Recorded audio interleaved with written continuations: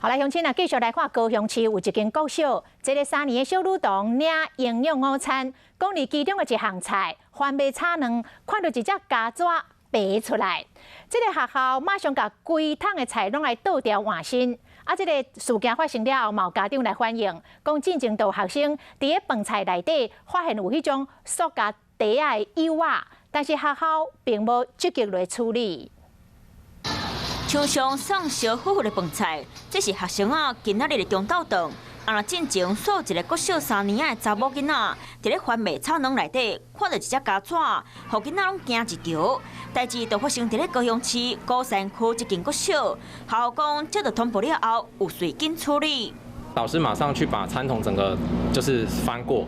那第一的时间确认是没有看到，那我们午餐执命也马上准备了备品的部分，然后直接到班上去做更换。这个事件是为家长会群组内底传出来，阁有家长讲，进前某囡仔伫咧饭菜内底看到塑胶的物件，不过学校的态度敢若无啥想要插。学校是讲拢有照规定，甲厂商处罚，嘛要求对方改善。 即摆家蛇的事件，教育部接到通报，嘛遂通知卫生局，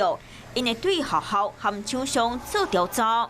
中餐的厂商嘛提出说明，讲照往例可能是告示餐台，或者是餐具无清气，因会加强洗餐盒仔，卖请送餐人员加处理。若教育局方面会监督学校照合约规定罚钱。今年顶半年和卫生局 联合调查公办厂商卫生，下半年针对民营厂商调查，加强食物原料和餐台餐具卫生消毒作业，来替囡仔食安严格监督。